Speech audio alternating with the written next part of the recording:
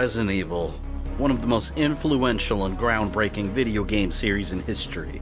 This is the franchise that perfected the survival horror genre, and took players into a universe where the evil Umbrella Corporation developed several viruses in order to create bioweapons, turning normal life forms into horrific monsters. And the stars of today's show are those very monsters. We're gonna list the most terrifying, the most iconic, the deadliest monsters in the Resident Evil universe. Welcome to the top 10 Resident Evil monsters. Number 10, Neptune. There's almost no predator on Earth as terrifying as the Great White Shark. Enormous creatures that are insanely efficient at hunting down their prey.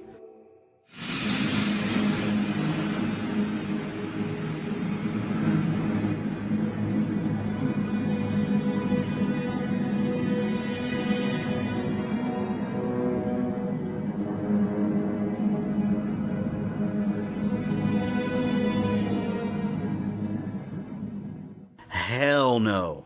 Think about it. You're swimming at the beach, unable to see what's around you in the murky, busy waters, and suddenly, one of these powerhouses have you in their jaws. You're screwed. What a perfect hunter for the Umbrella Corporation to get their hands on, and they sure as hell did. What happens when the T-Virus is injected into a Great White? An already fearsome monster becomes stronger and its aggression is out of control. When we first see the Neptune sharks in the original Resident Evil game, they're really not a huge threat. Cute little sharks swimming around, biting at your feet, and fairly easy to avoid. But the remake took it to the max, introducing one big deadly bitch.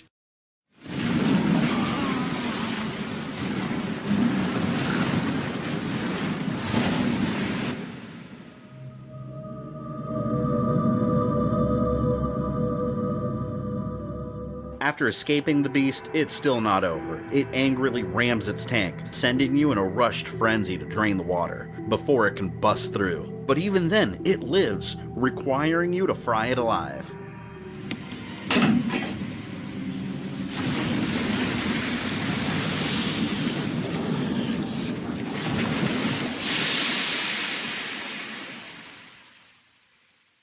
A well-deserved spot in the top 10 Resident Evil monsters. Number 9, the Hunter. What happens when you play with reptile DNA, a fertilized human embryo, and the T-Virus? You get a Hunter. First seen in the original Resident Evil game. The Hunter was also on my top 10 most annoying video game enemies list, and rightfully so. Big and bulky, they're hard to walk around and avoid in smaller confined spaces, and they can one-hit kill you with a well-placed swipe from their claws. But at the same time, I cannot deny their iconic status as staples of the Resident Evil series. The first time I saw one of these creatures, I knew that Resident Evil had a ton of surprises in store. Up until then, I had just seen a couple zombies, dogs, maybe some birds. Seeing the Hunter for the first time before we knew of any secret underground lab ushered in the realization that there was way more to this series than a typical zombie game. Number 8, Lickers. Zombies mutated even further from the T-Virus take the form of Lickers, agile killers that can climb walls and use their long tongues as whip-like weapons. Together with a horde of zombies, the Lickers decimated the entire Raccoon City Police. I specifically remember the first time I saw a Licker. I was in the Raccoon City Police Department, minding my own business, exploring, and looking for keys, and a Licker crawls by a window, generating a big "what the fuck was that?" from my mouth, followed by absolute paranoia.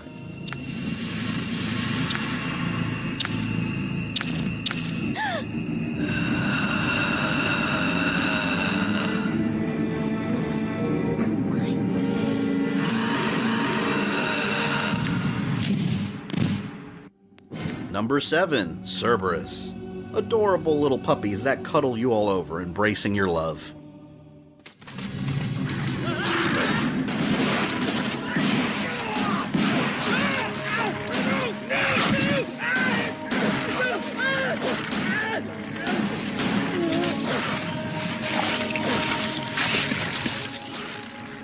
To be more accurate, rabid decaying hounds that crave your torn flesh. The Cerberus dogs had to be on this list. They are the very definition of classic when it comes to Resident Evil, and the very first enemies encountered by players in the entire series, as the STARS Alpha team is chased by them into the Spencer Mansion, and they're also responsible for the first jump scare I've ever experienced in a video game.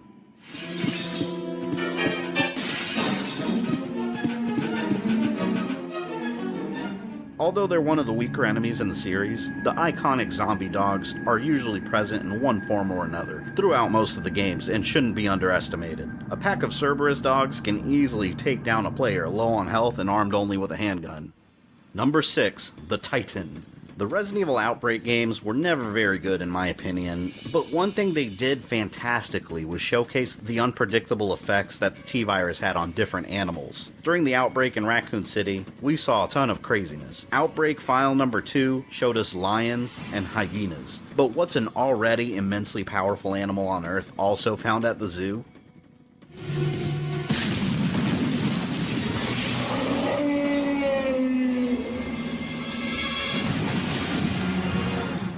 A freaking elephant, the Titan, also called Oscar. An elephant under the influence of the T-Virus, mutated with twisted, sharp tusks, and rampaging through the zoo, able to withstand a barrage of bullets. This creature follows you into the city, and you can trap it, but to really get 100%, you need to take the monster down.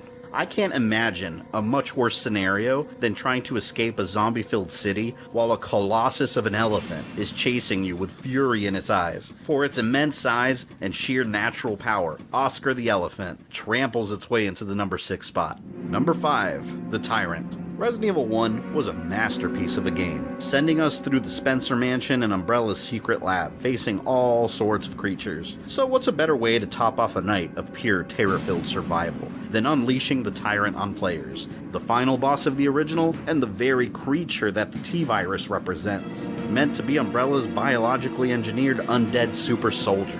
The Tyrant came in many different forms, but the first Tyrant we saw set Wesker on his path to power, unknown to the player at the time, of course.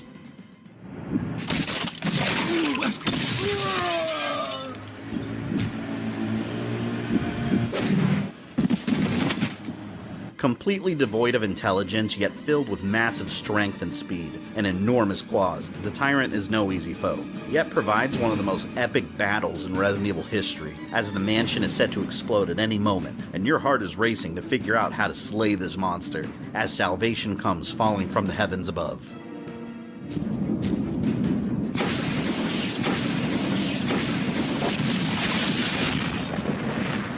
Number 4, Chainsaw Maniacs. Resident Evil 4 introduced us to the unsettling Ganados, no longer Umbrella T-Virus experiments, but host of the Plaga parasites that turn people into ferocious husks, armed with superhuman strength and a high pain threshold. The Ganados can be extremely dangerous in large groups, but nothing makes you shit your pants faster than hearing a chainsaw in the distance getting closer and closer.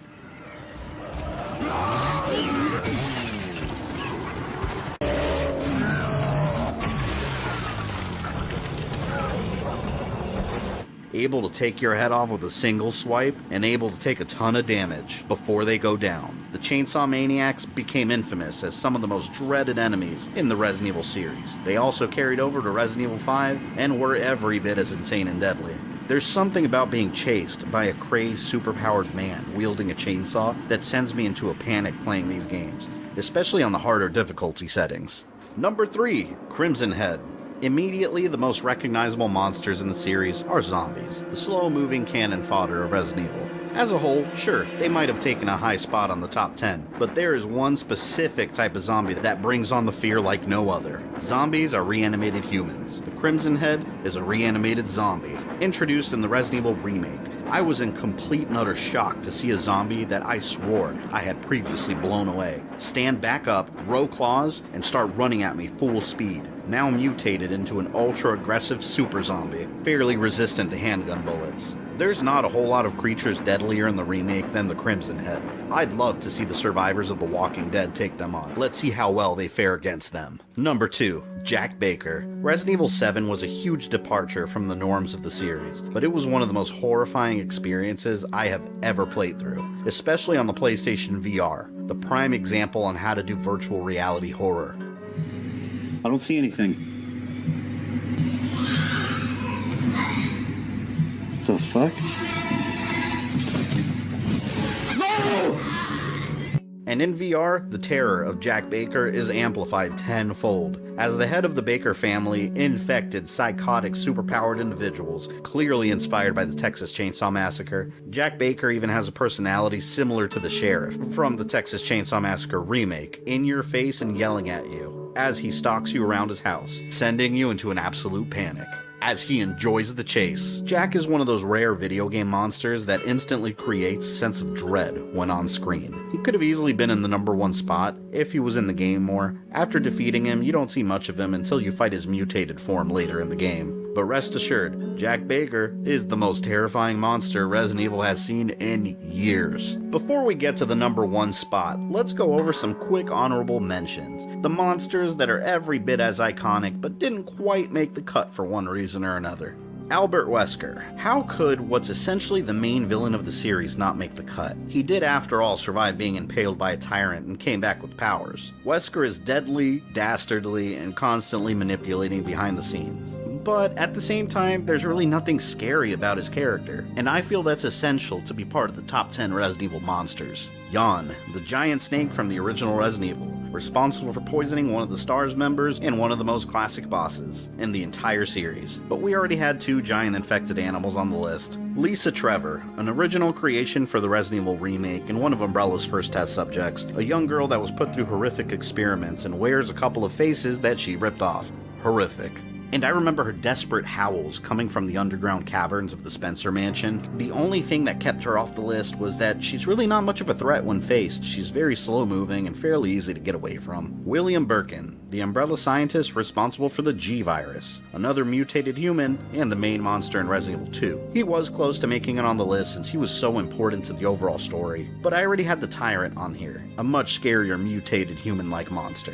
And Mr. X, a variant of the Tyrant that stalks you throughout the second campaign in Resident Evil 2, crashing through walls and scaring the shit out of you, leading to an epic final battle. Mr. X would have absolutely made it on the top 10 had it not been for his similarity to the far superior #1, Nemesis. Nemesis is the king of awesome when it comes to Umbrella's monsters, a giant unstoppable Hulk armed with a rocket launcher, and the prime directive of mercilessly hunting down the members of STARS one by one.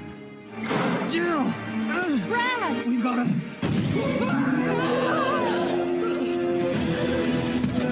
Jill! Help!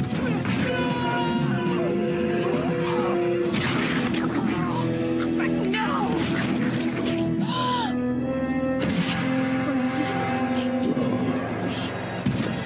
Nemesis is the main villain of Resident Evil 3, and much like Mr. X, he stalks you throughout the campaign, bursting through windows, running after you, and he can even chase you from room to room, going right through those doors. Hearing those thunderous footsteps in the distance and him growling "STARS" is truly something to fear. You can stand against him, you can knock him down, but he will always get back up, until the end of the game when you can cheat with an experimental railgun and destroy his final form. And then the game even gives you a choice whether you want to finish off Nemesis or leave him alone. Nemesis has become so iconic that he's crossed over into the Marvel vs. Capcom series as a playable fighter, and he was even translated fairly well into the movies, if you ignore the details of his origin story. You motherfuckers is crazy. Look at that big motherfucker got a rocket launcher.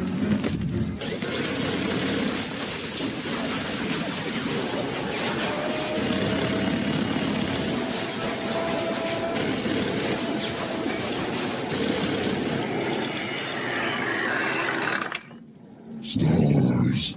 Nemesis deserves the #1 spot as the most terrifying, the most merciless, and the most determined to kill you monster of the entire Resident Evil series, forever living in my memories. And those are GamerThumbTV's top 10 Resident Evil monsters.